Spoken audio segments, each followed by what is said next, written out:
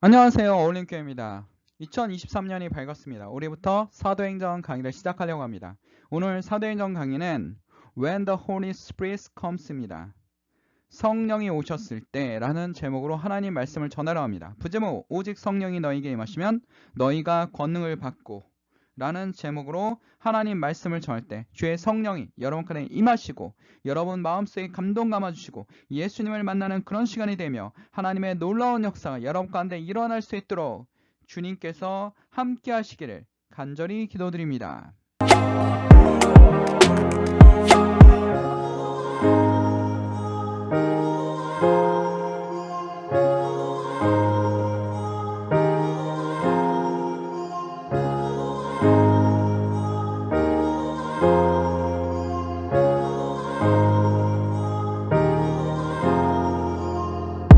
자, 미국에 이런 기사가 있습니다. 어떤 홈리스 소녀였습니다.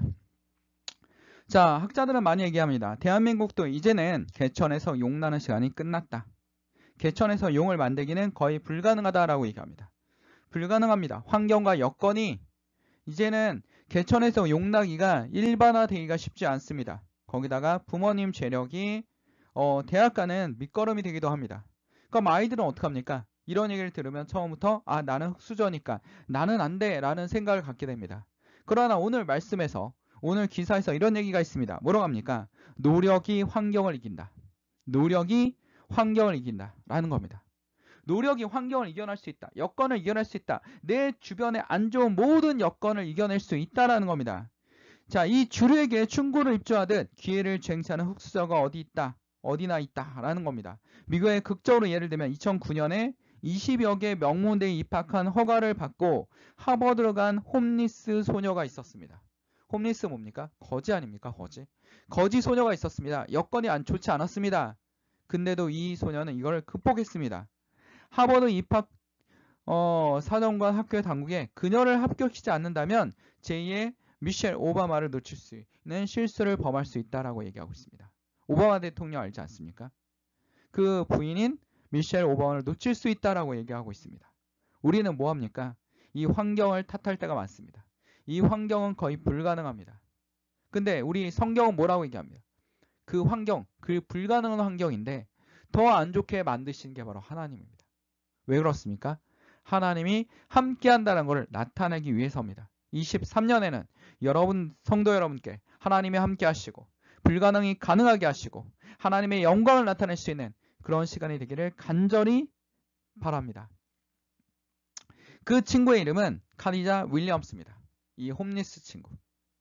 미국의 명문대 20개를 합격했습니다. 우리나라도 미국의 명문대를 합격하려고 요즘에 노력하는 학부모들이 있습니다. 뭐 강남이나 대치동에 서울대? 아니야. 이제는 뭐야? 하버드대야. 국제사회로 나가야 돼. 예일대야. 프리스톤대야. 이렇게 얘기하고 있지 않습니까? 그런 것처럼 이 카디자 윌리엄스는 미국의 홈리스였는데 어머니가 홈리스였고 아버지 누군지도 모릅니다. 14살의 많은 엄마를 따라 떠돌며 초중고 12년간 12번 전학을 다녔습니다. 그러면 아이들이 뭐합니까? 대부분 좌절에 빠지지 않습니까? 그리고 난 모르겠어. 내 환경이 안 맞아줘. 나는 이 환경을 극복할 수가 없어. 그렇기 때문에 나는 역시 환경에 의한 범죄를 저지를 거야. 내가 알려주는 교육이 뭐야? 내 주변에 사회화를 시키고 있는 게 뭐야? 범죄야. 어떻게 하면 경찰한테 들키지 않고 마약이나 범죄를 저지를 수 있는지 그런 환경이 만들어지고 있어 라는 겁니다. 근데 이걸 모두 다 극복했다라는 겁니다.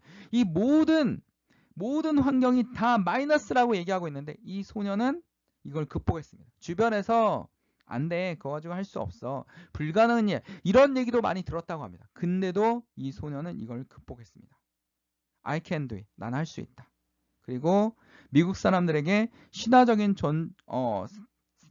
사람이 되었습니다. 자, 변호사가 됐다는 카디자는 최근 워싱턴 DC에 교육 공무원이 돼 홈리스 아이들을 돕고 있다는 소식이 들립니다. 나와 같은 아이들을 돕는 하나님의 영광이 되는 그런 사람이 되었다는 겁니다. 오늘 성경을 보면 예수님의 제자들에게 좌절이 찾아왔습니다. 무슨 좌절입니까? 그렇게 믿고 따르던 예수님이 돌아가셨습니다. 제자들은 예수님이 부활한다는 얘기를 거의 기억하지 못했습니다. 오늘 말씀을 보겠습니다. 사도행전 1장 1절에서 11절입니다. 자, 누가 썼습니까? 누가 의사가 썼습니다. 누가복음을 썼던 누가가 이 사람 직업이 의사입니다. 굉장히 꼼꼼하게 썼고 1장 1절에서 이렇게 얘기하고 있습니다. 데오빌로요. 높은 관료였던 것 같습니다. 그리고 하나님을 믿는 사람이었던 것 같습니다. 내가 먼저 쓴 글에 무릇 예수께서 행하시며 가르치기를 시작하신부터 누가복음을 얘기하고 있는 겁니다. 누가복음을 통해서 데오빌로에게 계속 설명하고 있습니다. 데오빌로를 구원하기 위해서, 데오빌로를 전도하기 위해서 계속 설명하고 있습니다. 이렇게 한 사람에게 정성을 쏟는 누가 행동을 볼 필요가 있습니다. 우리도 한 사람에게 집중하다 보면 어떡합니까? 그 사람이 더 많은 사람들을 전도할 수 있다는 겁니다. 그가 택하신 사도에게 성령으로 명하시고 승천하신 날까지 이를 기록하였습니다. 이게 예수님에 있었던 사실입니다. 사실입니다라고 얘기하고 있습니다. 3절에 보면 그가 고난을 받으신 후에 또한 그들에게 확실한 많은 증거로 친히 살아계심을 나타내사 확실히 많은 증거로 이거는 거짓말이 아닙니다. 팩트입니다. 사실입니다. 2000년 전에 이런 글을 썼습니다. 이건 사실입니다. 사실을 기록하고 있고 저만 아는 것이 아니라 정말 많은 증인이 있습니다. 그 증인에 대해서 40일 동안 그러니까 예수님이 부활하신 다음에 40일 동안 돌아다니신 겁니다. 40일 바로 사라졌으면 더 의문의 시간이었는데 40일 동안 예수님도 자기를 증명하고 증거하기 위해서 무슨 몸으로? 부활하신 몸으로 살아 돌아오셨다는 겁니다. 하늘이 내려주신 몸으로 돌아가 다니셨다는 겁니다.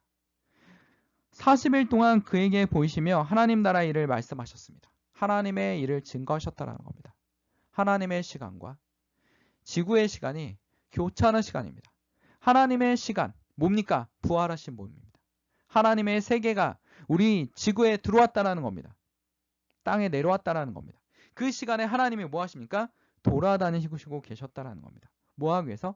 나는 살아났다. 보아라. 살아났다라는 겁니다. 제자들 처음에 알아보지 못하지 않았습니까?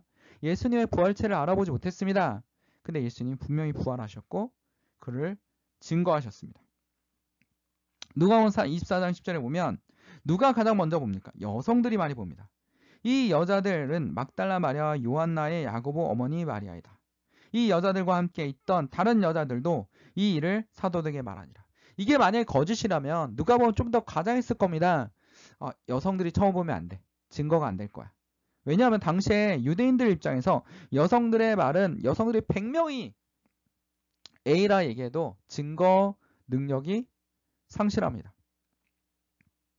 확실한 증거가 돼야 되는데 이렇게 적고 여자가 처음 봤다.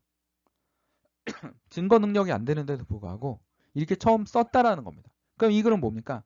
사실 그대로 더 사실 그대로 썼다라는 거예요. 믿거나 말거나 분명히 본 사람은 여성들이다. 먼저 여성들만 본 게 아닙니다. 자, 고린도서 15장 4절에서 6절에 보면 무덤에 묻히셨던 것과 성경대로 사흘날에 살아나셨다는 것과 게바에게 나타나시고 다음에 12제자에게 나타나셨다고 하는 것입니다.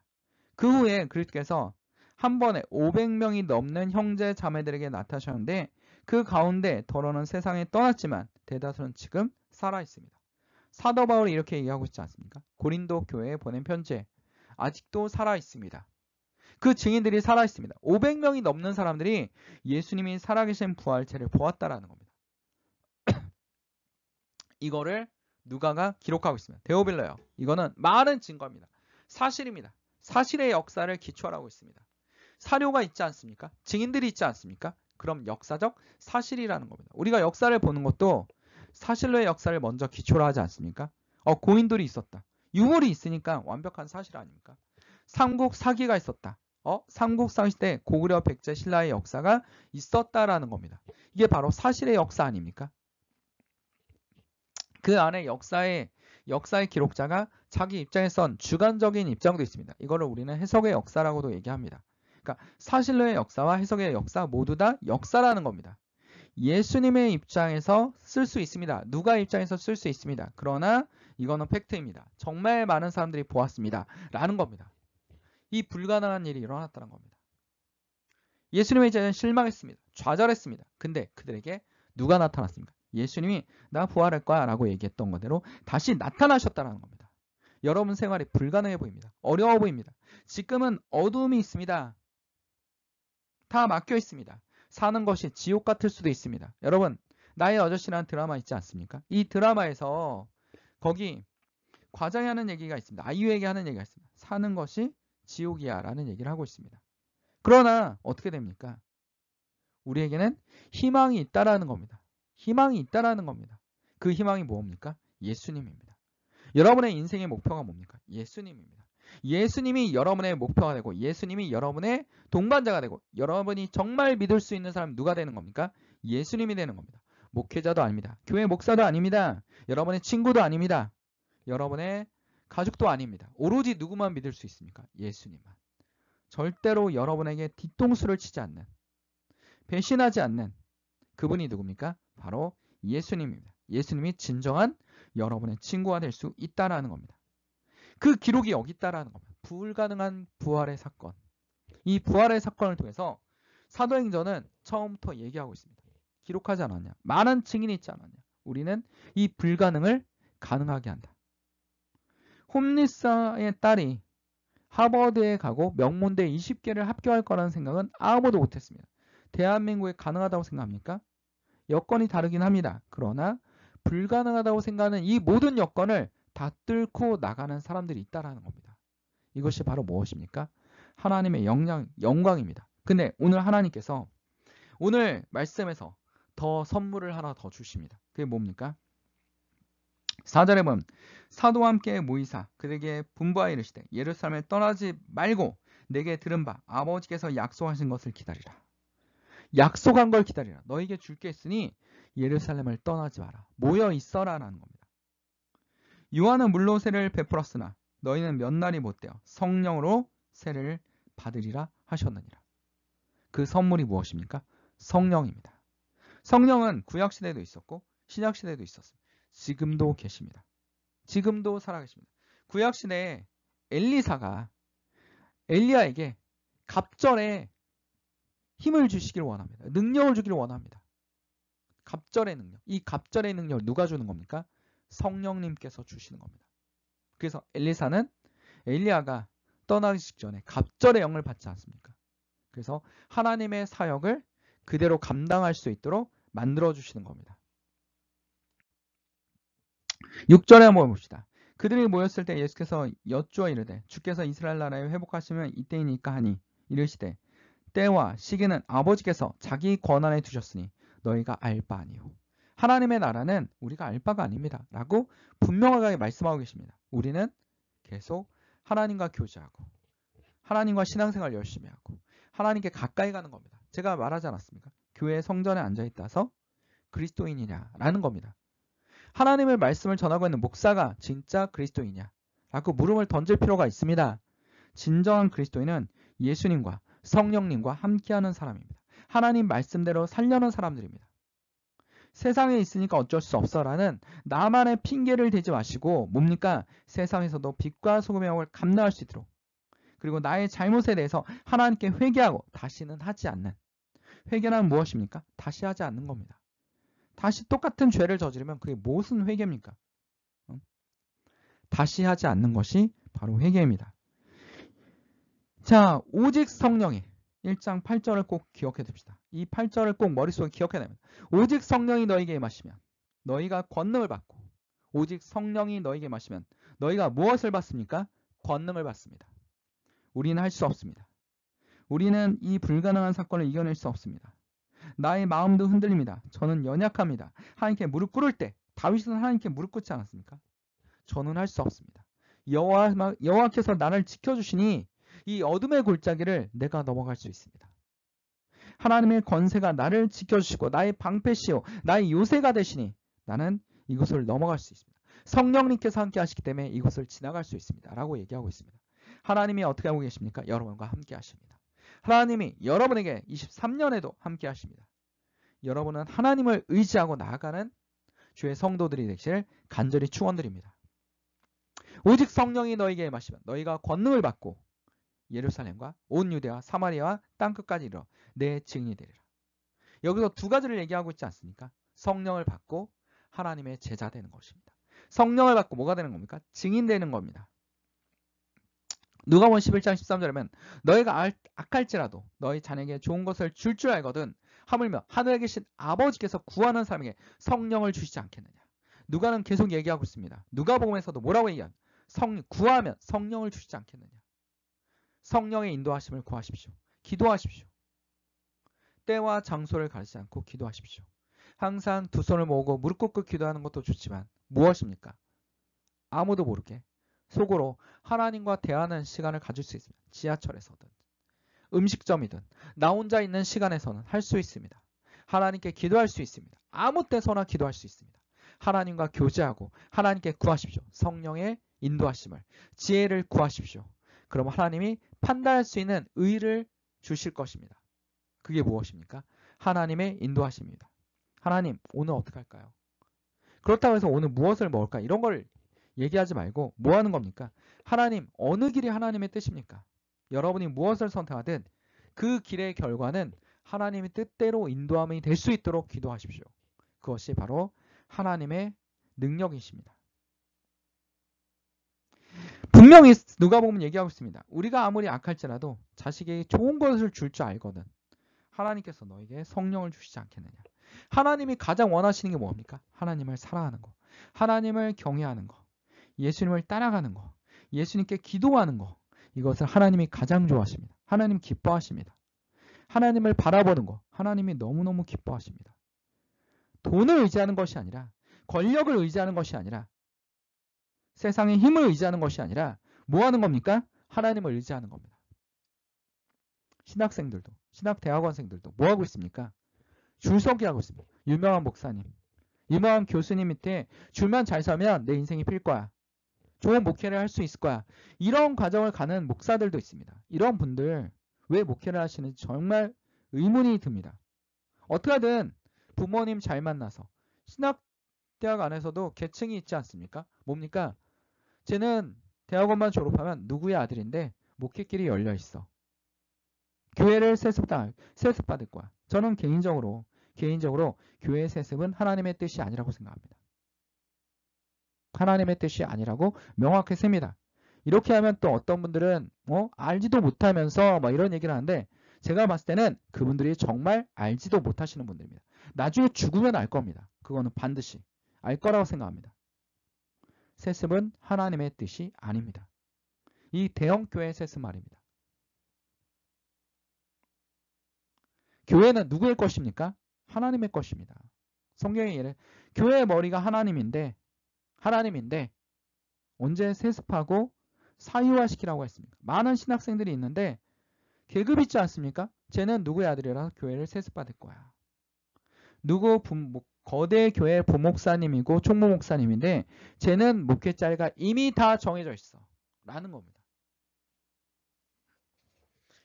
웬만한 회사, 저도 직장생활을 오래 해봤지만 웬만한 회사보다 더 심할 수도 있습니다. 우리는 하나님 앞에 무릎 꿇고 겸손해질 때가 되었습니다. 하나님께 무릎 꿇고 기도할 때가 되었습니다. 하나님은 그렇게 계속 말씀하고 계십니다. 한국 교회를 향해서 말씀하고 계십니다.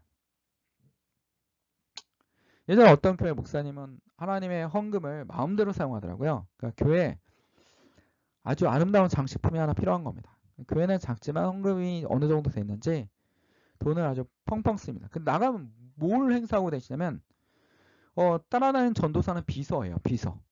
비서입니다. 그 전도사님이 무슨 힘이 있다고 거기서 얘기하겠습니까? 전도사가 막 얘기하면 바로 막 목사님 입에서 듣지도 못할 욕들이 나올 겁니다. 이 목사님들이 다 이런 건 아닙니다. 근데 아주 특이합니다. 삐끼 출신의 목사인데 이 목사는 입만 열면 사모한테도 예배 중에 막 화를 내고 욕하고 전도사들한테는 막 갑질이 장난이 아니고 이런 목사입니다. 너 여기서 계속 그렇다고 사례비를 잘 주는 것도 아닙니다. 거의 주지도 않죠. 자, 그렇게 뽑아놓고 비서처럼 전도사들을 데리고 다니면서 사장 행사를 하면서 뭡니까? 정말 교회에 필요하지 않는 돈을 교회 돈을 막 씁니다. 누구의 허락도 없이. 그리고 그걸 교회당에 다 갖다 놓고 이 화려한 장식품을 보면서 만족을 합니다. 본인이 만족을 하는 겁니다. 하나님이 그거 보고 좋아하시겠습니까? 정말 좋은 걸 갖다 놨구나. 응? 하나님이 그 전축이나 이런 게 필요하시겠습니까? 뭐 예배 보는 과정에 필요한 물건도 아닙니다. 그냥 화려하고 비싼 전축을 갖다 놓은 것 뿐입니다. 정말 그거 보면 한심하다는 생각이 듭니다. 하나님께서 반드시 지금 그 교회가 없어진 걸로 알고 있는데 할 때 반드시 하나님께서 그에 대한 대가를 치르게 하실 겁니다. 우리가 목회를 하는 것이 사역을 하는 것이 여기 신학생들이 있다면 잘 들어보십시오. 신학생들이 하는 것이 무엇입니까? 대형교회 목사 담임되는 겁니까? 그럼 차라리 공부해서 대기업 들어가십시오. 아니면 좋은 직장을 선택하십시오. 좋은 차를 타고 싶다? 그럼 좋은 회사를 들어가면 됩니다. 그리스도인도 할 수 있습니다. 그 외제차 타는 것도 하나님의 영광일 수 있습니다.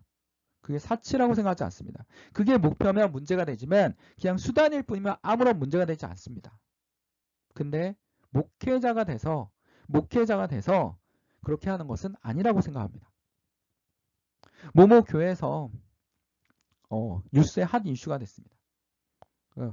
이걸 얘기하면 분명히 교회를 알 것 같아서 그냥 얘기하는데 핫 이슈가 돼서 맨날 그 교회 앞에 기자들이 몰려옵니다. 그리고 세상에 있는 사람들이 모두 그 교회를 비난했습니다. 심지어는 한국 교회도 비난을 했습니다. 거기에 있는 성도들이 외국에 갔다 죽었습니다. 근데 그 이후에 그 교회는 어떻게 됐습니까? 엄청나게 성장했습니다. 담임 목사님이 그 주변의 모든 상권이 자영업자가 성장하지 못하는데 그 교회는 혼자 10년 동안 성장을 했습니다. 제가 너무 잘 알죠. 그 옆에 회사를 다녔으니까. 그 교회를 다닌 게 아니라 회사를 다녔기 때문에 잘합니다. 굉장히 많이 성장했습니다. 너무나 아름답다라고 얘기할 수도 있었는데 문제는 뭡니까? 목사님 차가 외제차로 바뀌었습니다. 당시에 굉장히 유명했던 외제차로 바뀌고 나니까 제가 옆에서 보다 보니까 바뀔 수는 있는데 교회가 커지니까 바뀔 수는 있는데 믿지 않는 사람들이 봤을 때 사도 바울이 말한 것처럼 믿지 않는 사람들이 봤을 때 우리가 교회에서 방언기도를 열심히 하고 있으면 자기 의를 위해서 하는 겁니다. 방언기도는 자기의 은혜를 위해서 자기 의를 위해서 하나님과의 교제하는 긴밀한 기도입니다. 근데 믿지 않는 사람들이 봤을 때 초신자들이 봤을 때는 미친 것처럼 보이지 않겠느냐라고 말하고 있지 않습니까? 우상의 음식을 먹어도 된다라고 사도 바울이 말하고 있지만 우상의 음식을 먹는데 덕이 되지 않는다면 믿지 않는 사람들에게 덕이 되지 않는다면 하지 않는 게 좋다라고 얘기하고 있습니다. 굉장히 2000년 전에 사도 바울도 이성적이고 합리적인 선택에 대해서 얘기를 하고 있습니다. 덕이 될지 모릅니다. 나중에는 현수막도 걸려요. 교회에서 갑질을 했다 이런 현수막도 걸릴 정도로 은혜가 되지 않은 일이 번번하게 일어났다라는 겁니다. 저도 그렇게 넘어질 수 있습니다. 저도 넘어질 수 있다고 생각합니다. 그러나 하나님 앞에 항상 겸손하게 기도하는 것이 목회자의 길입니다. 항상 하나님께 어두운 길을 가지 않게 하옵시고 나의 설교를 듣는 사람들이 하나님께 어두운 영이 입하지 않고 하나님의 영을 올바르게 쫓아갈 수 있게 할 수 있는 것이 목회자의 길입니다. 하나님께 구하십시오. 성령을 받을 수 있습니다. 자, 이 말씀하시고 하늘에 올라가셨는데 제자들이 하늘만 보고 있는 겁니다. 그러자 천사들이 와서 뭐라고 합니까? 문책을 하지 않습니까? 자, 왜 하늘만 올려보느냐? 예수님은 하늘로 가시는 본 그대로 오리라 하시느니라. 우리가 마태복음 28장 19절에 보면 그러므로 너희는 가서 모든 민족을 제자를 삼고 아버지, 아들과 성령 이름으로 세례를 주고 우리가 할 일은 뭡니까? 성령을 받고 제자를 삼는 것입니다. 오늘의 말씀의 핵심 뭡니까? 성령을 받고 제자를 삼는 것입니다. 불가능을 어떻게 합니까? 하나님은 가능하게 하십니다. 누구를 위해서 하시는 것입니다? 하나님의 영광을 위하여. 나를 높이 드심으로 말미암아 하나님의 영광을 위하여 하신다라는 겁니다. 우리가 하나님의 길을 위해서 기도할 때는 하나님의 영광을 위하여 하는 것입니다. 그것이 그리스도인의 목적입니다. 오늘의 말씀을 정리하겠습니다. 오직 성령이 너에게 임하시면 너희가 권능을 받고 예루살렘과 온 유대와 사마리아 땅끝까지 이르러 내 증인이 되리라 하시니라.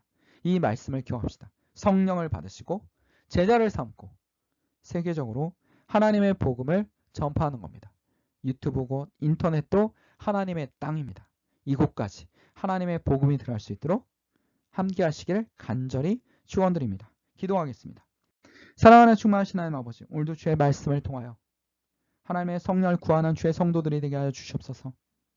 모든 성도들이 실족하여 넘어지지 않게 하시고 악한 영들이 떠나가며 하나님의 성령이 우리 가운데 임하시며 하나님의 우리의 일을 변화시키시며 하나님을 만나는 주의 성도들이 되게 하시옵소서. 왔다 갔다 하는 성도들이 되지 않게 하여 주시옵소서. 하나님을 만나는 시간이 되게 하여 주시옵소서. 하나님을 붙드는 시간이 되게 하여 주시옵소서. 하나님과 기도하며 하나님의 말씀을 토대로 살아가는 주의 성도들이 되게 하여 주시옵소서. 어두운 영이 있으니까 물러나게 하여 주시옵소서. 몸이 아픈 사람이 있습니까? 치료하여 주시옵소서. 우리가 먹고 입는 것에 부족함이 없도록 식탁을 채워주시고 우리가 더하지도 않고 덜하지도 않도록 주께서 붙잡아 주시옵소서. 이 모든 것을 주님께 의지하며 우리를 사랑하시는 예수 그리스도의 이름으로 간절히 기도드립니다. 아멘. 하나님께 영광의 박수를 올립니다.